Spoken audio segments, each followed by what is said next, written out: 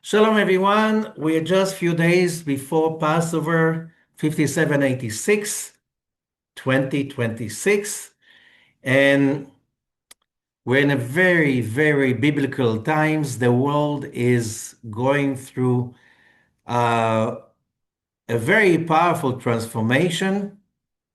I spoke about it many times that this decade, 5780, according to the Kabbalists, is supposed to be a very transformative decade.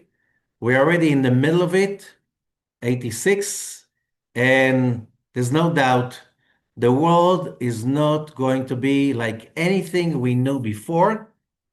We have to let go of what we used to be, what we thought we are, and we have to embrace a brighter future. Although right now it is very stressful, a lot of stuff is changing from the stock market to the energy market and prices in the supermarket.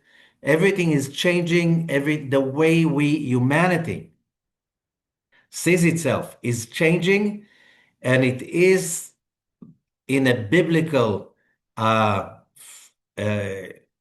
phase, much more than that, because, when there was the Exodus, it was local to Egypt. It was a fight between the Egyptians, led by Pharaoh and his wizards, and the Israelites led by Moses and Aaron.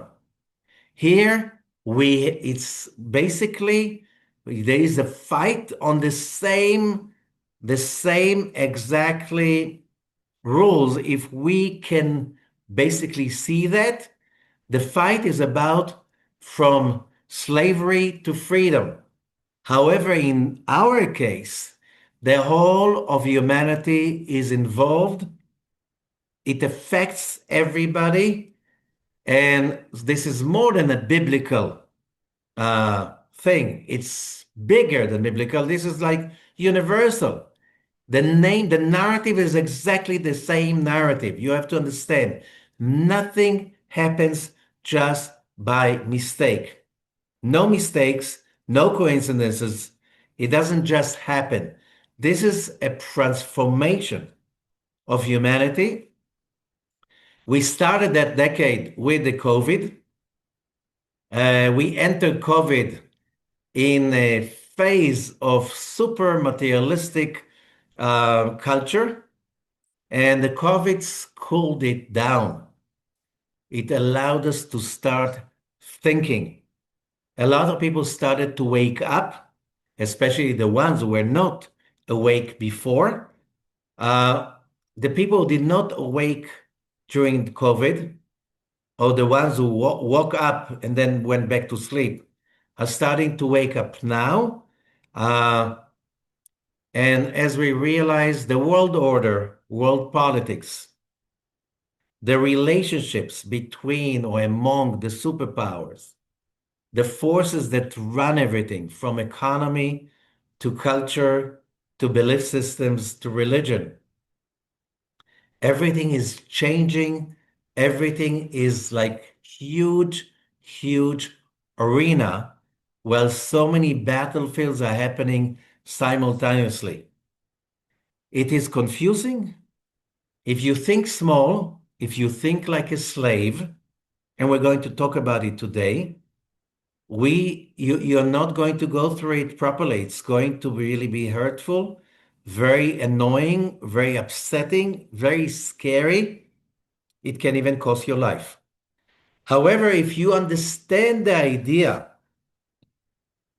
behind Passover, and the idea of Passover, one of the most important verses being repeatedly mentioned about Passover is that every person must see himself like he is going through the redemption. So it's all about what's in it for me. Otherwise, you're not getting it. You're not celebrating an event, historical event of the birth of the Israelite nation. No, this is not an Independence Day for the birth of Israelite nation, although we call it the holiday of freedom. In Hebrew, you call it Pesach, but many times you call it Chag HaCherut, the holiday of freedom. What makes you free? And also, we have to understand what happened in Passover was an intervention from above. Without that intervention from above, there was no way that a small nation of slaves that are enslaved for centuries already will be able anyway to basically redeem themselves from the mighty empire of Egypt. Everything was set to enslave. Like even let's go the fight of the blacks to freedom in the Civil War in America, 1860. The blacks did not achieve freedom by fighting for their freedom. They were not able to do it. The enslavement, the system, the cultural, the state system of enslaving was too strong. Something had to interfere from outside. In that case, it was the North. But what made the North get up and start fighting till finally liberating the slaves? We have to understand that there must be a divine intervention. And the same thing, what we see around us, it's a fight for freedom.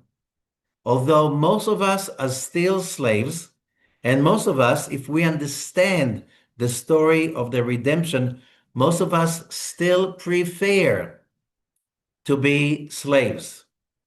It's more comfortable. Just live it the way it is.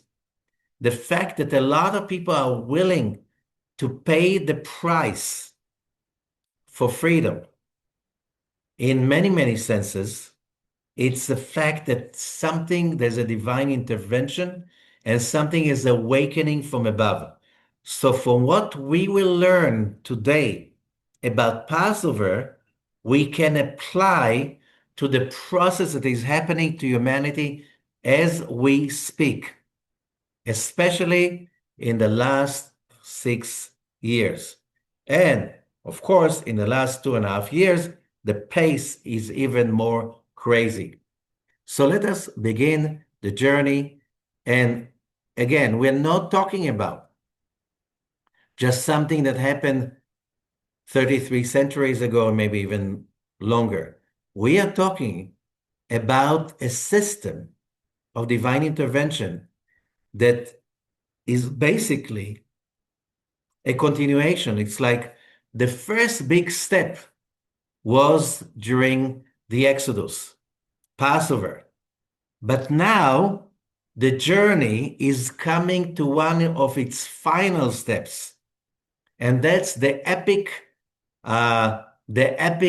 story that we are all going through right now. Although most people are still dormant, they still have no idea what's going on, who's fighting whom, and what's the purpose of this great war. So let us begin. So we read in Exodus chapter 12 from the beginning, verse 1, and Hashem spoke to Moses and Aaron in the land of Egypt, saying, this month shall be unto you the beginning of months. It should be the first month of the year to you. Now, it's very hard to translate something so powerful into English. The word to you that appears over here, unto you, it begins unto you, and then to you, in Hebrew, it's the same word, lachem. Lachem, which means it's yours to do, to control. Also, the word lachem, same letters as melech, king. Basically, that's one of the biggest secrets of the Torah, according to many sages. Sir Isaac Newton was mesmerized by that idea, the idea of sanctifying the months. by the new moon. But basically, there's one idea about it. The months, the powers of the months, the astrological signs of the months, over here were outsourced by God to the Israelite nation till this day. What does it mean? Before you go into a journey through which you are going to fight a world power like Egypt that is so strong by culture, by army, by magical forces, you have to take control over the metaphysical forces that are basically around us. And one of the first stages to do it is to control the zodiac signs, the months. And then it continues, verse 3, speak unto all the congregation of Israel, saying, and now after the sanctifying the new moon of Aries, Nisan, okay, then comes the next stage. Speak to the congregation of Israel, saying, in the 10th day of this month, they shall take to them every man a lamb, according to the house of their fathers, which means every household should take a lamb for a household. Verse 4, and if the household be too little for a lamb, usually the average was about 50 people for a lamb, then let him and his neighbor next unto his house take it according to the number of the souls. Every person according to his eating shall make your count for the lamb. Okay, so on the first day, around the first day, it's declaring our control over the zodiac signs, our control over destiny, our control over the cosmic forces that are basically dictating to us about what's good, what's not good, what's happening, what's not happening. That's the first stage. The second stage is taking a lamb for each household. Why the lamb? We'll see later on. But the lamb in Hebrew, taleh, Aries, the sign of Aries, in Hebrew is taleh. So if you read Hebrew, it's very obvious. In English, lamb and Aries, it's not the same word. Taleh is the sign, the Hebrew sign, the biblical sign of the month of Aries. So you take a lamb, you sanctify Taleh on the first day, on the 10th day, you take a lamb to every household. It's a symbolic act, but it's also a magical act. We're taking the god of the Egyptians that was a lamb god. His name was Ra. Ra. In Hebrew, Ra means evil. So this is a very kind of symbolism is very clear. The evil inclination. And we know there's a very, very obvious aspect to the sign of Aries, which speaks about the childish aspect of selfishness, irresponsible selfishness that you can find in the sign of Aries. That's one of the signs of that sign. So your lamb shall be without blemish, a male of the first year. You shall take it out from the sheep or from the goats. So here we know it's going to be either a lamb or a kid from the goats. And you shall keep it up until the 14th day of the same month. What's the 14th day? 14th day at sundown, it's a full moon. And then the whole assembly of the congregation of Israel shall kill it in the evening. Kill it, slaughter it. Okay?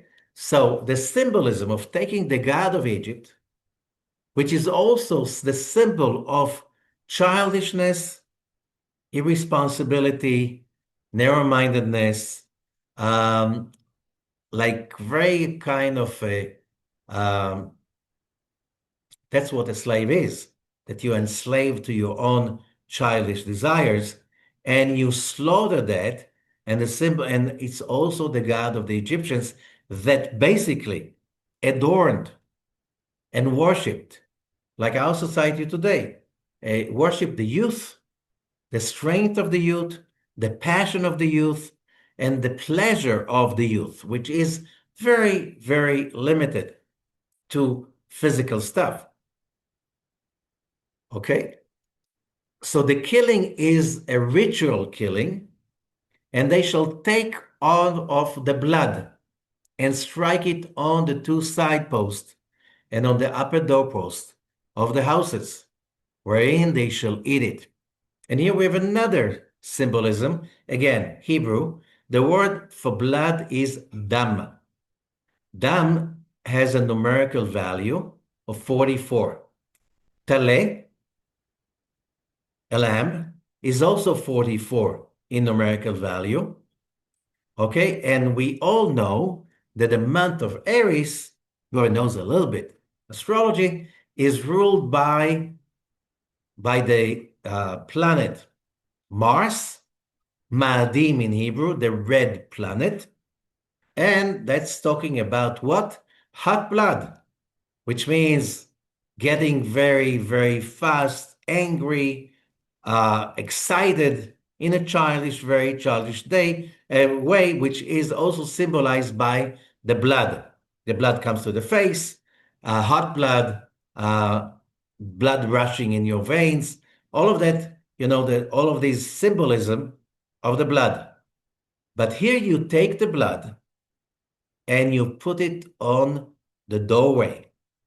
And here there's a symbolism over here because the Zohar is teaching us that if you put it over the upper post and the side post, they put it in the shape of the Hebrew letter Hey, which is still today a symbol of protection.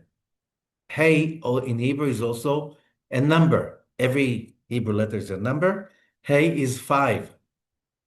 And that's where the symbolism of 5, Khamsa in Arabic, 5.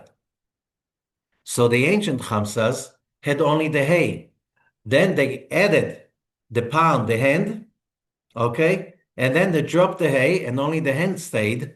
But the basic idea of the protection is the letter Hey that we're going to talk about it a lot, which is also, according to the ancient Kabbalists, the Hebrew letter that is connected to the month of Aries. For whoever does not understand that, in the Book of Formation, the most ancient Kabbalah book, related to Abram, the patriarch, it speaks about the world being created by 22 basic frequencies that are represented in a physical form by the 22 letters of the Hebrew alphabet. 3 letters are representing the 3 original forces that speak about the 3 major forces of right, left, and center: plus, minus, and neutral, proton, electron, and neutron. Okay, then you have 7 letters that symbolize 7 forces of the 7 Sefirot under the upper 3, so 3 and 7. And then you have 12 letters that, of course, they symbolize 12 essential basic forces. Today we know in physics there are 12 basic particles. They're not particles, they're frequencies. And these are the 12 letters. Each one of them is also connected to one zodiac sign. The letter Hey is connected to the sign of Taleh, Aries. And I shall eat the flesh in that night, terrible translation, roast with fire, and matzah, unleavened bread, with maror, the bitter herb, they shall eat it. So here we learn that when God is giving the order, the timetable for the Exodus, it's being given before the new moon of Aries. And the timetable is like this. You sanctify the new moon. 10 days later, you take a lamb. On sundown of the full moon, 14th at night, you slaughter the lamb and you roast it over open fire. Aries is a fire sign, and fire you destroy with fire. You roast it on open fire, and you eat it with matzah, unleavened bread, and maror, bitter herbs. So why do we eat matzah on Passover? Here the simple text says, because God told us to eat matzah more than 2 weeks earlier. That was the order. So, but just a second. So what about it? We left Egypt and we had no time to bake a bread. So it came unleavened, matzah. But we left already in the only in the morning later. We had the whole night to bake bread. Okay, we were too busy. Still, we ate matzah because we were told to eat matzah. Why we were told to eat matzah? And more than that, eat it not of it raw, nor boiled at all with water, the lamb, but roast with fire, his head with his legs, and with the whole prettiness thereof, which means the lamb had to be roasted on open fire that everybody would look and see that's a lamb. Or you don't cut it into pieces, you don't barbecue it on different parts, just on open fire. Why? Again, the symbolism of slaughtering the god of Egypt, roasting it on open fire that everybody can see. And you should let nothing of it remain until the morning. And that which remained of it until the morning you shall burn with fire. And thus shall you eat it, with your loins girded, your shoes on your feet, and your staff in your hand. And you shall eat it in haste. Just a second. It was told that we had the whole night to eat it. What's the rush? What's the rush? We slaughter it at sundown, ate it. Whatever was left over had to be burned by the morning. And we left only in the morning. Yeah, the whole night. What's the rush? Why do you have to eat it in haste? It is Hashem's Passover. So why is it called Passover? Or in Hebrew, Pesach, which means to pass over.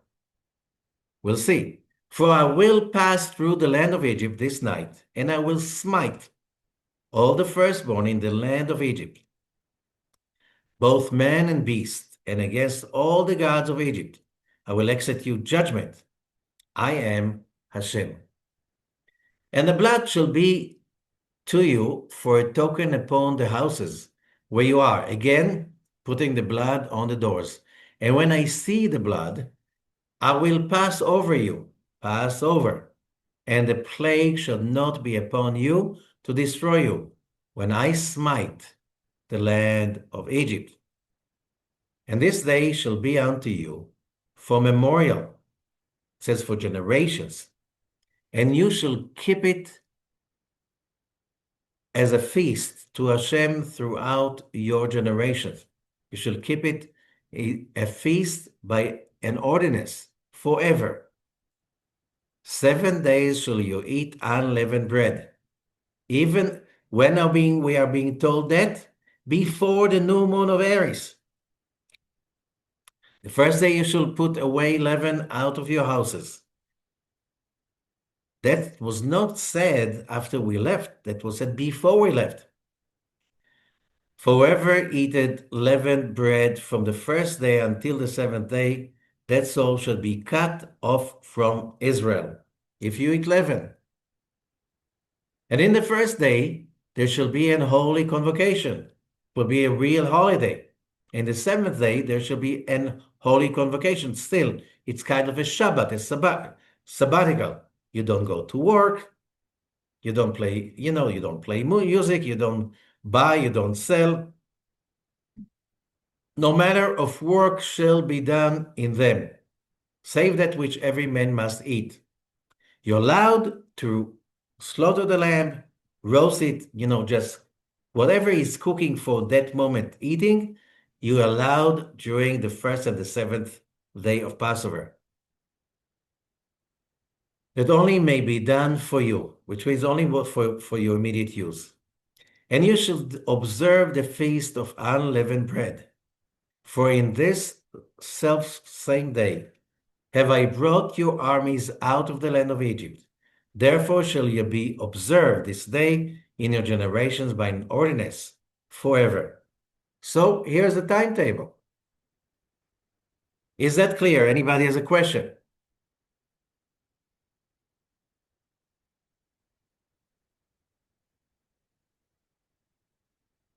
Okay. So we understand over here that the whole thing not to eat matzah, from the simple reading, is very clear, not because we didn't have any time. Still, it says you have to eat it with haste. So where is this haste coming from?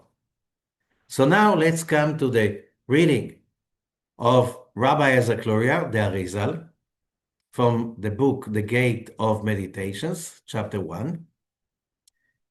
1. We know what the ancient sages taught us, the great Kabbalists, that the first generations of humanity, the generation of Enosh, the generation of the flood, the generation of the Tower of Babel, they removed the Shekhinah to this beyond the seventh heaven because of their sins. It was witchcraft, it was idol worshiping, humanity was going crazy. It's like young kids, being left alone at home, and father, daddy and mommy are not coming back home and they start to go crazy.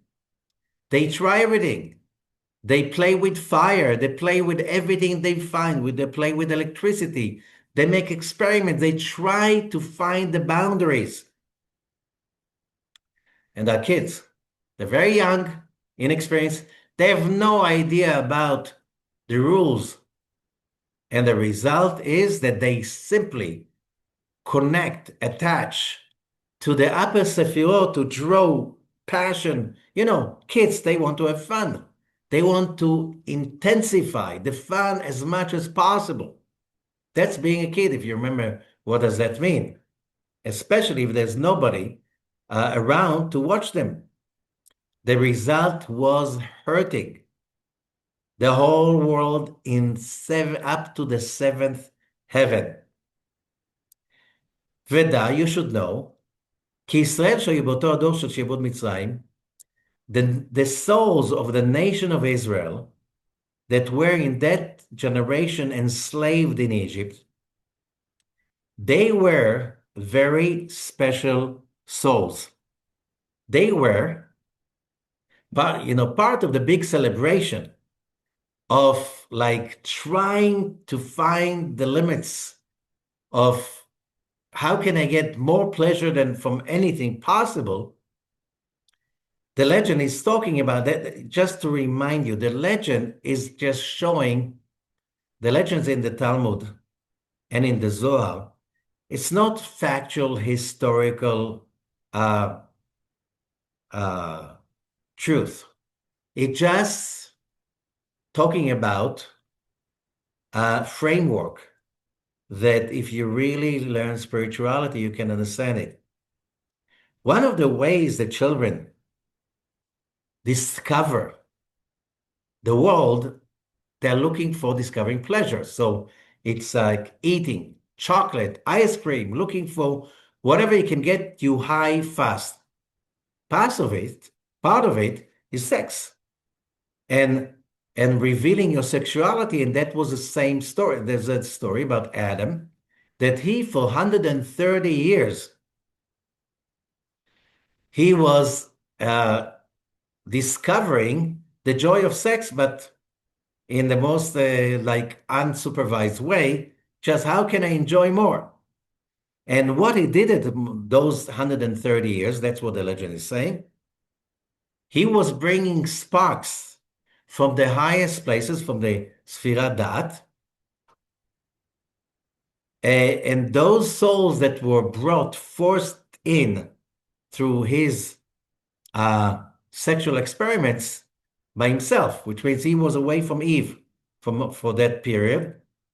Those souls came down, and because they came from that, and because they came down through like passion, which is totally uncontrolled, those souls were really, how should I say, very naughty, very, very wild.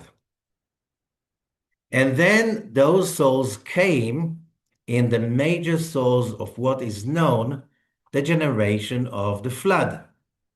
They were trying everything possible how to reach the highest levels of joy, pleasure, physically, mentally, spiritually, magically. They tried everything. The result was horrible. Everything was done in a very childish, irresponsible way, especially based on selfishness. So, what's the easiest way? Witchcraft,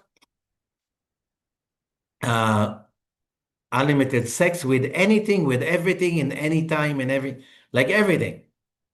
And the result was a calamity. The whole thing fell apart. Okay? So, the flood erased that generation, and through the torture of the flood and the basically destruction of the whole culture of that group of souls, that was a partial correction. Now they came back again in another lifetime, and they came back again as the generation of the Tower of Babel. And they were also occupied with what? The Tower of Babel was a magical tower. They were simply trying, using magic, to prevent another flood. However, they didn't give up on trying to get energy, excitement, and, everything was kosher. And they just built the magical tower to prevent another flood, which means let us continue to do whatever we feel like, but now we know the flood can erase everything. How can we stop that from happening? I won't go into the details how they lost their language, that was Hebrew, and they were spread and separated all over the planet. And the result, they were not killed, but they just forgot how to use that power. Some of the civilizations that came after the Tower of Babel were using some of those traditions, like Egypt. And then the Arizal continues, ודע כי ישראל שהיו באותו הדור של שעבוד מצרים, היו בחינת אותם הניצוצות של קרי. So, who were the nation of Israel in Egypt? They were those souls that participated in generating the calamity of the flood and the Tower of Babel. And they came again. Now, to correct their wildness, they had to come into Egypt. Okay? וצריך you should know, כעניין הנשמות הם כעניין הזהב. You have to know that souls have to go through a process like when you're mining gold. When you take it out, it's basically ores of gold, which is mostly garbage, or like earth, stone, and so on, and very little gold. It doesn't look like gold, it doesn't shine, it doesn't look something that is bad. You take it and you put it in the iron furnace once, twice, 3 times, and little by little, everything is getting burned, and the gold is starting to be refined. Okay? The same thing, says Rabbi Azakluria, is with human souls. With the sin of Adam, evil got mixed with good, and everything became confused. The same with those souls.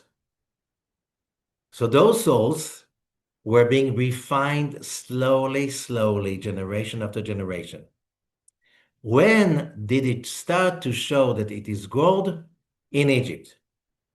In Egypt, as the Israelites under slavery.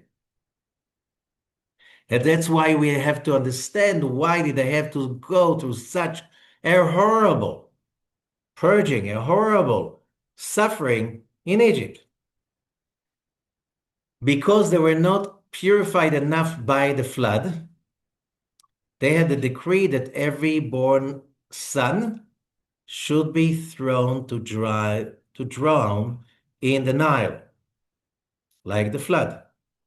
And corresponding to the sin of the Tower of Babel, what was the sin? They said, let us make bricks. How they suffered in Egypt? The Egyptians forced them to make bricks for their cities. And because every generation, that every soul is coming from another part of Adam, those souls came from Da'at. Now, if you learn about the structure of the tree of life and how the human body relates to it, that is in the area of the neck or the throat. So the Arizal is explaining when you hurt one level in the tree of life, then it's like you inviting the dark side to hold on to that part of the tree of life. And therefore, the Israelites had to go down to Egypt. Because Egypt, every nation around the world, is connected to the tree of life this way or another. There's 70 nations connect to the 70 branches of the tree of life. Each nation is corresponding to another part, the tree of life. Egypt was connected to the area of Da'at.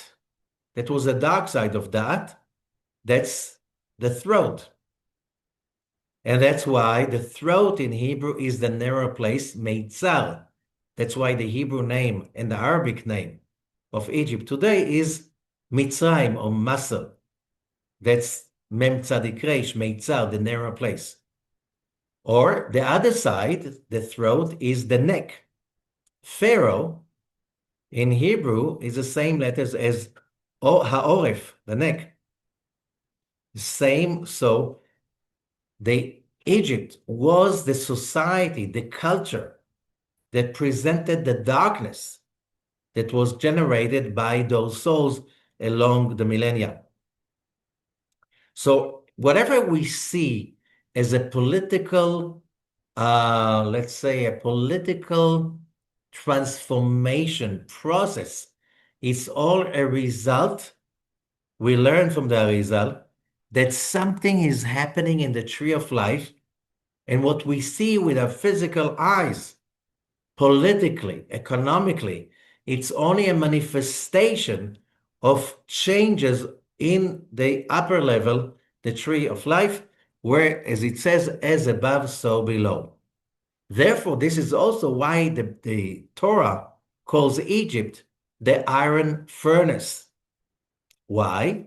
Because if we're talking about the torture, the suffering they went through in Egypt, in the slavery, that was basically the iron furnace of cleansing those souls that finally were purged, cleansed, and became the pure gold by the time the Exodus happened.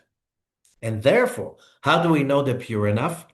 They were ready 7 weeks later to stand on Mount Sinai and to accept the idea of loving others as yourself. All the rest of the nations at that time were not cleansed enough. They did not go through such an intense torture and suffering to be cleansed enough so they can stand there and simply let go of selfishness. Well, why should I be one? Why should I be united with the rest of my nation? Even today, you can see it all over the world. Successful countries must have two things. One thing is individualism, which means I believe that I can.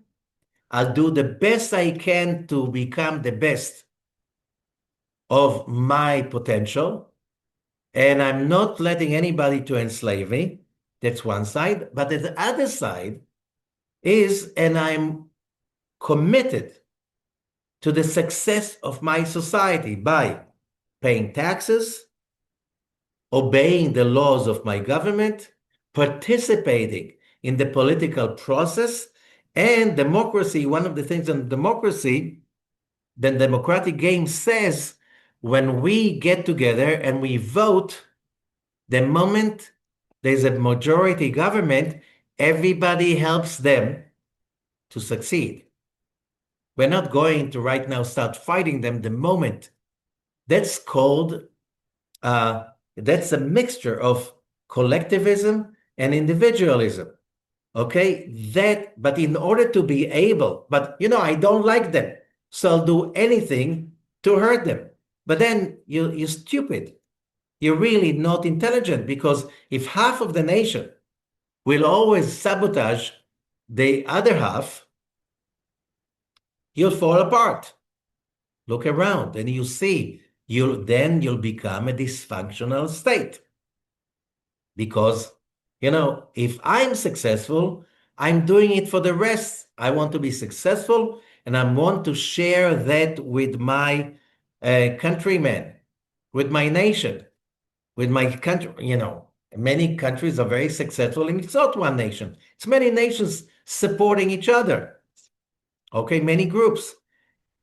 You need to be purified enough to be able to do that. So let's say the United States of America, which is a symbolism for that. The people who came to America were not the most successful and powerful. They were the ones that suffered in the old country, persecuted, most of them, stepped on. They were the poor. They were the ones who came with nothing. And because they went through so much, they were willing to accept the idea that on one hand, I'll do the best to be successful. On the other hand, I'm supporting the democratic process, which means it's all about altruism. I'm not here just to take, I'm here to participate, to share generosity and stuff like this. Countries with that kind of idea are the most successful economically and politically. Okay? And that is a process that nations had to go through. So a lot of countries are very successful today. You'll see that in the past, they were not that successful. They were fighting, they were hurting each other. They were born out of a lot of feud and killings and wars and stuff. And then they went through enough purgatory, cleansing, iron furnace, to become, on one hand, be excited about, I was created in the image of Creator, therefore I'm entitled for my happiness and my success, and nobody's entitled to stop me for doing it, in one condition, that I don't hurt others. I just bring my success is everybody else's success. To reach that place, your soul has to go through a process. When you see nations, clans, people that are too eccentric on one hand, but they're totally not ready to basically cooperate with others. Why should I cooperate with other people? They're going to gain from that. Yeah, I'm going to gain from that too, but I don't want them to gain. That means there's a lot of dirt, klipot, negativity, that is not being removed yet, which means I'm willing to destroy my whole country just that you're not going to be successful. Help you understand what I'm talking about. So this is not just about, do we have the right constitution? No. They say that the Soviet Union had the most amazing constitution on earth. It was horrible. The atrocities, the discrimination, the uh,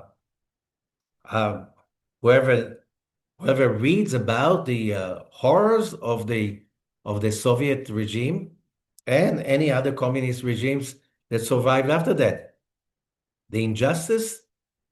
So what if the Constitution is great? Who is interpreting the Constitution? It's not just about the Constitution, it's about the interpreters.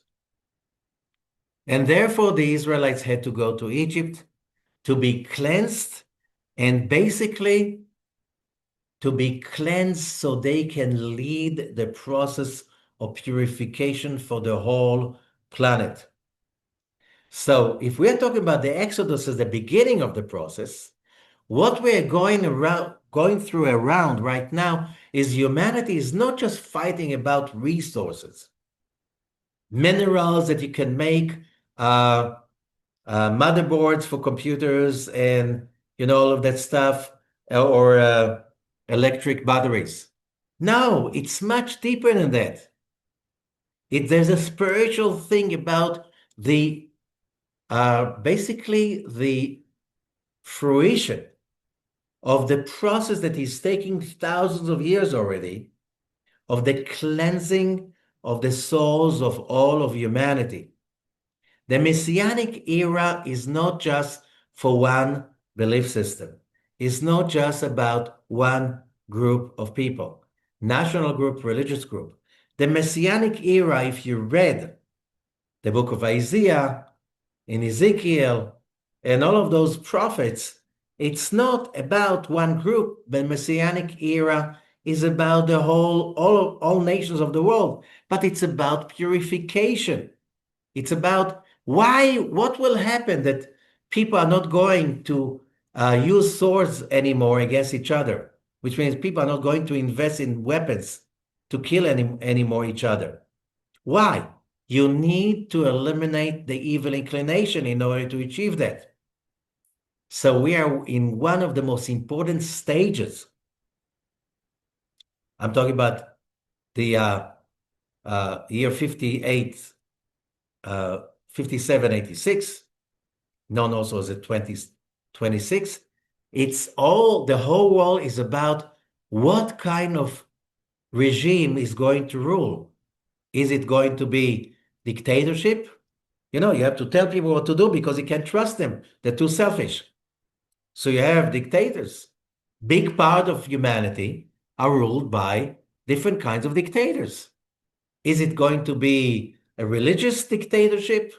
Is it going to be a Soviet dictatorship? Is it going to be a Marxist dictatorship? Is it going to be just totalitarian by, smarter people who know what's good for everybody else?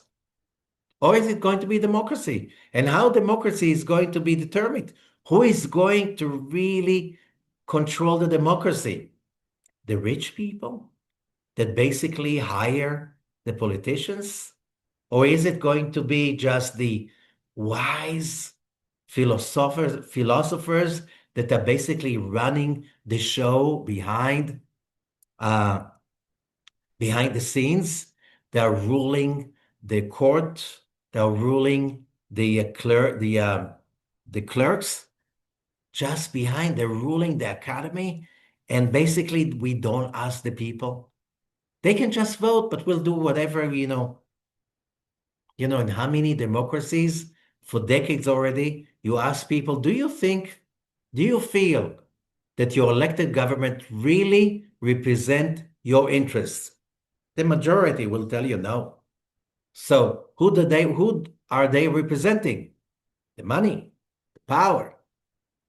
And therefore, the Israelites of that nation, They were enslaved to Pharaoh and to Egypt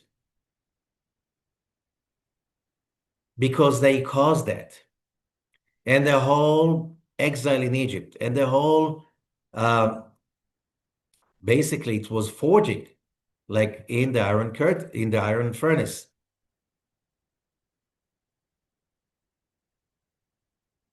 Now, so the Egyptians, that everybody knows from today's archaeology, that they were obsessed with witchcraft.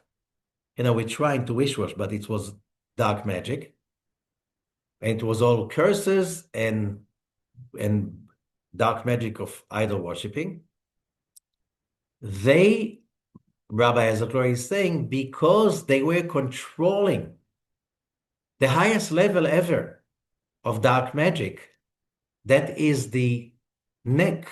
We know the neck is where all the energy from the head passing down to the body. Okay, breaking somebody's neck, that's it. Okay, the neck is controlling everything. Pharaoh and Egypt were controlling the neck. They were controlling the neck of the tree of life.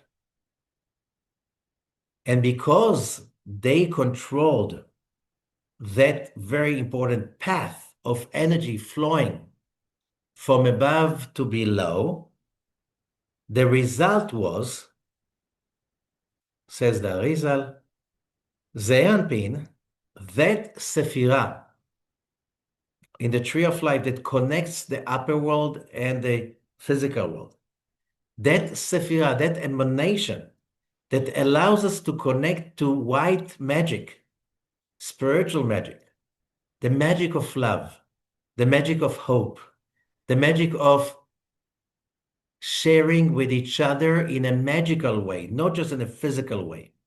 You can give charity and you can give charity. You can give charity because you have to, because you feel guilt. And you can give charity because you know that by giving charity, you connect to the upper world, you connect to the spiritual dimension. So you do it for that, not for the other person that you donated to will say thank you to you. Okay?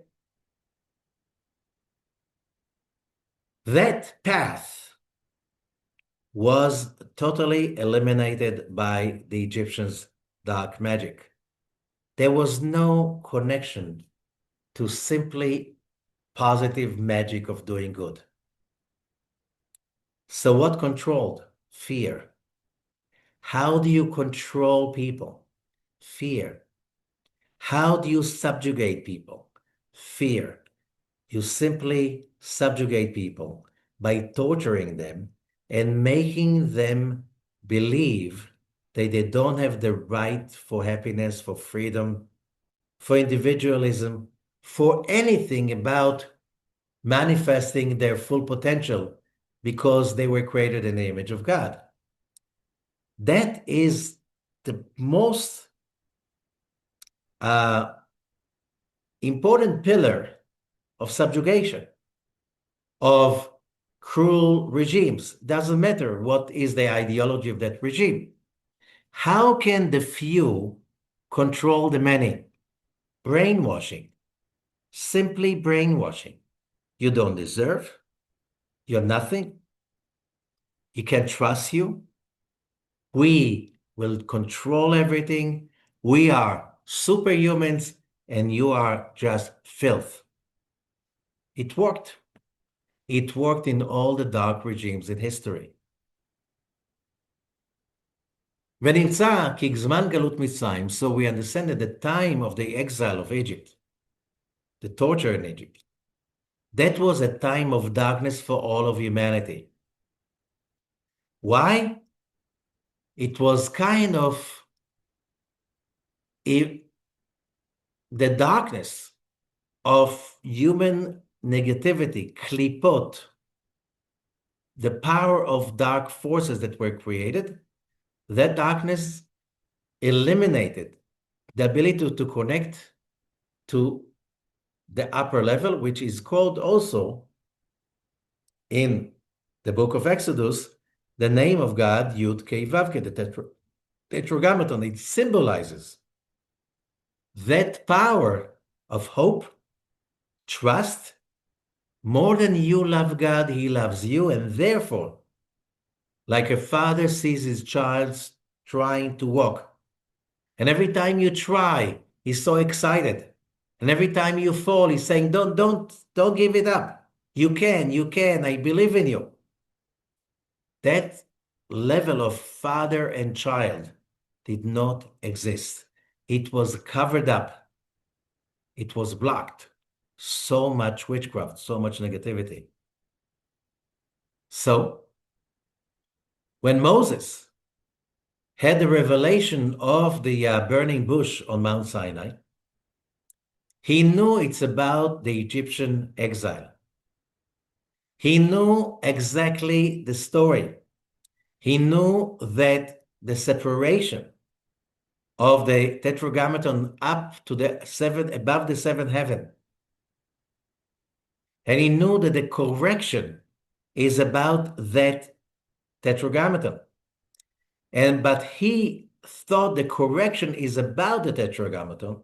And since the Tetragrammaton is numerical value 26, Yud and Hey, Vav and Hey, Yud is 10, Hey is 5, we have two of them, so it's 10, and 6 is Vav, so it's 26. He was sure that the 10 levels of the Youdkevitch, the 10 Sefirot, gives you 260. And that's why when Moses sees the burning bush, it says that he went there to see, but the Hebrew verb is sar. Sar is exactly 260. And God saw that Moses came to see. The verb is sar, which means, according to his perception, says Rabbi Zohar, because the sin was connected to 10 times the Tetragrammaton, therefore the exile should have been 260 years. However, it was only 210 years. That's why we see that Moses is kind of fighting God in the burning bush, like, I'm not going. It's like, what's going on? We have 50 more years to go. Till God really explained Moses, Eheye asher eheye. Wrongly translated, I am what I am. You don't know Hebrew, you don't know Kabbalah. You're totally lost. You have no idea what you're reading, what you're studying. The exile brought the Youdkevitch up beyond the seventh heaven. The level over there is called Bina, or the name Eheye.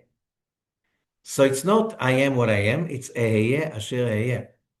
So God is telling Moses, the correction is connected to the name Eheye, which is the 8th level, above the 7th heaven. That's where the correction is. And after we can open the blocked heavens, the light can come down and the Tetragrammaton can be delivered, released. The nation of Israel as representing in the physical plane the presence of the Tetragrammaton in the metaphysical plane. That's why the history of the Jewish people, it's not a history of a group of people. It's a history of the revelation of the presence of the name of God. When the sins are so high, then the exile creates subjugation, persecution, suffering, and all what we know about Jewish history, repeating itself. And when you see the redemption of the Israelites, you understand that somehow there's an opening in the heavens when the whole world is seeing the Israelites and Jews, the descendants of the Israelites of Mount Sinai Revelation or the Exodus, when they go through another Exodus outside of Europe, outside of the Arab countries, where they were subjugated and tortured, persecuted, stepped on, will you just name it? If you learn you understand that there is hope is being reborn. So it's not just that indigenous nation of Israel who went to exile and after so many years they came back. Now, this is not what we are talking about. We are talking about not a political story of the rebirth of the nation of Israel. We're talking about the rebirth of the belief system in the God of love, the God of uh, basically faith, hopefulness, and people who are against it is because they are being threatened by it the same way Egypt was threatened by that. Because the moment the Israelites leave Egypt, that means there's hope.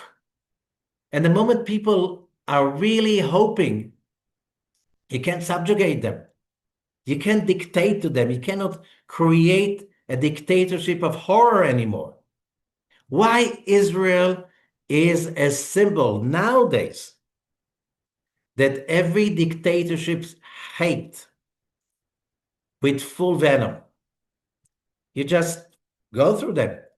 Why? Or any retarded movement. What do you mean retard? Going back in history, hating Israel. And there's always like, oh, because that and because that. You're talking about apartheid state. Oh, there are apartheid states all over the world. You're talking about genocide. We just go around and see. What is this like focal point over Israel? It's a symbol. The symbol of the return of the Tetragrammaton, the return of the connection, the direct connection between God and his creatures, hope and love, and the revelation that the idea that every human being deserves to be respected, to be happy. Okay? On one hand. On the other hand, every human being supposed to take responsibility for the happiness of his peers, of his society. So therefore, Moses, it took a while till he realized that the redemption is coming and it's now, and it's not in 50 years from now that he made a wrong calculation. And when you have that, you're not just locked into, that's the way it is. Even God shows you the truth, you won't be able to see it. You're so locked into your old opinions. Vinet Pawar, so the evil Pharaoh, he was a great sorcerer and a magician in the dark arts, and he knew exactly what's happening. As we said before, therefore he knew that as long as there is so much darkness and people are not connected to the Tetragrammaton, Pharaoh knew about it. That's why the first thing that Pharaoh said, Lo yadati et Hashem, I don't know Hashem. He spoke about Elohim, which is the judgmental part of the expression of God, but about the Tetragrammaton, he totally denied it. Why? No, it's not coming back. They're not going to set free, not the Israelites and not the other nations that we are ruling.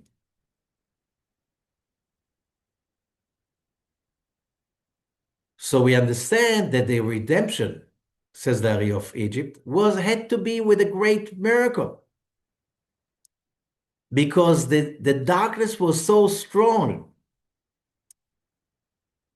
And the power, the physical power of the Egyptian empire, with an army, society, culture, and economy, was so powerful. There had to be a metaphysical intervention. And therefore, the first 10 plagues, that the nation of Israel are not a nation yet. It's a bunch of slaves, and they're totally passive. It's only God telling Moses and Aaron. And that's why they say that the redemption in the last days, it should be from below. And we see it, yes, there was from below. People came from all over the world since the 19, since the 16th century. 16th century, Tzfat, everybody was newcomers. Most people came from Spain, from North Africa, from the Balkans, and they moved to Tzfat and Tiberias and Jerusalem. The idea was, let's repossess our own homeland. Okay? And little by little, they reestablished Jewish communities from the 16th century. And there was back and forth because there was a lot of persecution, a lot of robbery, and so on. And it went on and went on. And then waves after waves and waves, till the waves became stronger. Wave of immigration, of Aliyah, became stronger and stronger. The more, advanced days you have, finally, when you have safe ships, when you have engine ships, when you have flights and so on, and then more and more Jews started to come back. And what that was a symbol of awakening of something ancient, the prophecies of the prophets. Hope was reawakened. There is a divine intervention. And we can see it right now, the divine intervention about illogical things that are happening. And the world is really changing in front of our eyes daily. So that's why when we say about the matzah, that was a magical tool. And that's why the Zohar Parashat Bo explains. Amar Rabbi Shimon, why does it say on the first day there won't be any sourdough or any leaven in your home? Because sourdough, sour is Hebrew. The biblical word is seor. Sour and machmetzet, leaven, they are one level. It's a dark side. It's about ego. It's about selfishness. It's about the dark forces of the nations, the evil inclination. No, the evil inclination of every human being. Whatever is external, materialistic, or as we say, evil, it's all one. So therefore, God is saying, how do we heal from that? When you remove the leaven from the household and you eat the unleavened bread, I'll put my magic into the unleavened bread. That will be your medication against evil. Now you are slaves to another nation. From now on, you will be released to become free. How are you going to become free? On the physical level, you leave Egypt. But before the physical level, you need to go through a metaphysical level. But that is by eating the matzah, the medication against evil. So why it's called matzah? Rabbi Shimon is asking. That's Zohar, Parashat Pinchas, verse 703. So we learned, what is matzah? When we're talking about the power of God, the power to remove judgment and troubles and darkness, same is with the matzah. Matzah is also the root in Hebrew for matzah is also the same as fight, struggling and fight, because the matzah has the power to struggle and to overcome darkness and negativity. The same as the name Shin Daled Yud on the mezuzah, that removes dark forces. Same way the matzah removes dark forces from all dwellings of holiness. So that's why we eat matzah, not to remember that our forefathers, they left in haste. No, we eat it, and that's what the Israelites, in order to be able to get out of Egypt, they had to be free from within. And that's why they had to eat the matzah. So why are we careful for 7 whole days? It's called a cleansing, a cleansing diet. For 7 days, says Rabbi Shimon Bar Yochai, for 7 days, those 7 days of Passover, they are the root for the whole year. A lot of people are doing spring cleansing. Some people, they just do, even in Eastern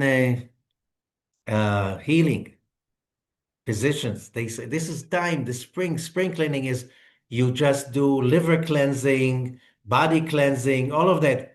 We are doing, first of all, soul cleansing. For 7 days, no leaven. For 7 days, just matzah or whatever is not leaven. Because we get this kind of healing, for 7 days, it's cleansing from negativity. After 7 days, it's holding. Now your immune system against negativity is strong enough to hold for the whole year. If you corrected it in those 7 days, it will hold for the rest of the year. So that's why whoever in Passover is very, very careful about the chametz and about basically doing the Haggadah, whatever, and carefully, you'll have more control over darkness and negativity for the whole coming year. It doesn't mean that you won't have evil inclination, but your ability to deal with it will be so much stronger. Your immune system against negativity will be so much more powerful. And that's why when we clean the house, we remove the chametz, and then just the night before Passover, we do the chametz cleansing. So the Arizal say you should take 10 pieces of chametz, of bread. Somebody of the household should put it in different places on the floor around the house. Cover it with the paper bags so it's not going to make crumbs all over the house. And now the head of the household should look at sundown, the night before Passover, looking for 10 pieces. Why? Because it's removing the 10 levels of negativity from within the household, the whole family. Because that's removing it from the tree of life of each one of us. And here Rabbi Nissim Peretz is saying again, the Brisker Rabbi used to say that all the mitzvot of Passover are easy to perform. You have to do it. You get used to it. But one of them is the strongest and the hardest of them all, that every person should see himself like he's coming out of Egypt right now. Right now, you're being redeemed from your own Pharaoh. We're not just memorizing some tradition. Right now, it's your own fight to get out of your own Pharaoh. And you have to meditate of being redeemed from your own evil inclination. So you become greater. Instead of being busy with all the noise of hatred, lust, physicality, all of that, you become stronger, more excited about the spirituality. So you can really find the calling and the true, authentic sound voice inside yourself. Now that we're going through this redemption of the whole of humanity, this process that we have, the war around, is basically awakening the idea. The whole world, people are arguing. Who's right? Who's wrong? What is right? What is wrong? What's the proper government? What is justice? what is evil, and there's you all over the media, social media, people are arguing about good and evil, and that's very good. Because now that everything is in your face, you can remove the leaven. But first of all, you have to authenticize it to realize what's wrong and what's right. And that's why after collecting the 10 pieces of bread, the night of Passover, and then you keep it aside till the morning. In the morning, you burn it. So when you burn it, we have to meditate that by burning our own chametz of our own household, we basically, it's like inoculation of the whole planet against evil inclination. I'm doing my share, you do your share. Together, the whole planet is moving one step forward. The text of the blessings over the checking of the chametz and its burning can be found in the holiday prayer book or in the Haggadah. And most of them have it. Okay, we will just say that the night of Passover in ancient Egypt was the most powerful night in history because, as we said, it had to have a divine intervention when it says, and God says, I am not an angel and not a messenger. God, which means there was supposed to be an injection of so much light and power, because without it, the Israelites will never be able to think, we can be free. Let's get out and leave. You need to have the right state of mind.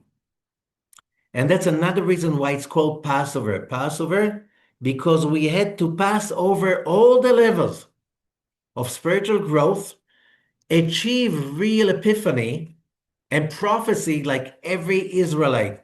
And with that vision, getting out of Egypt. How did that magic happen? And how do we achieve it? This year, for ourselves, we'll continue in the second part. Thank you so much.